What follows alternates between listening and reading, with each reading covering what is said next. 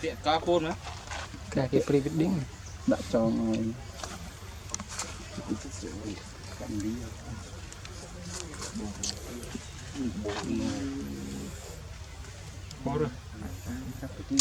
sai đi nó là sai đi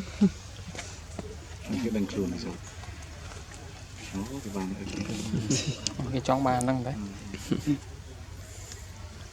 she want to be married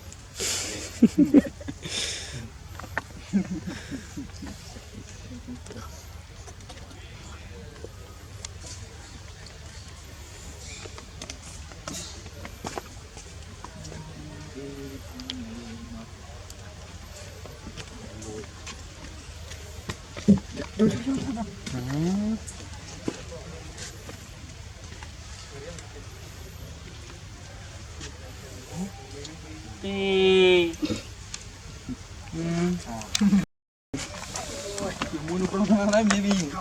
đây đi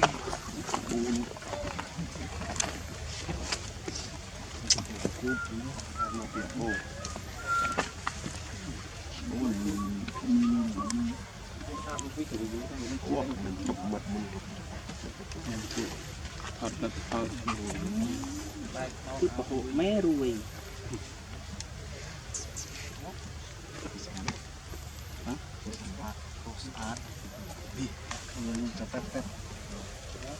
chết này kia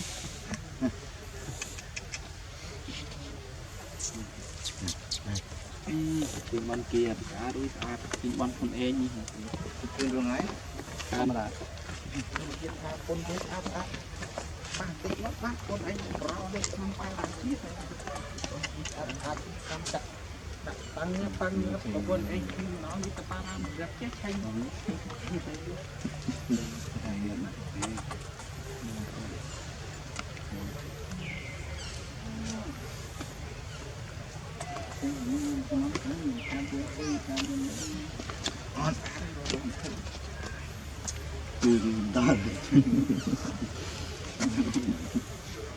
đặt mình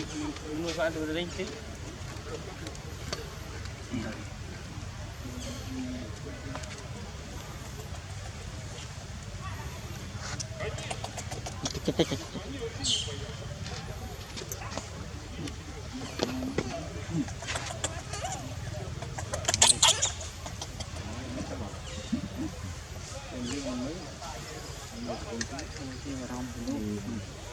ở kia nè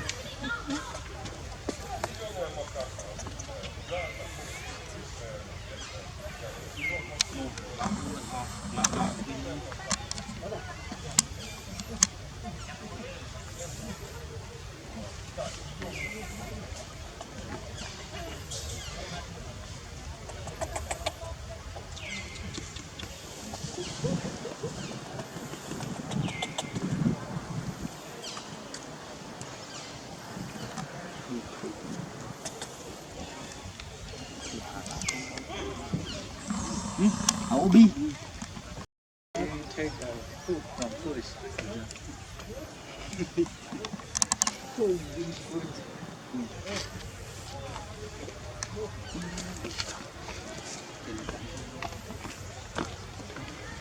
dạ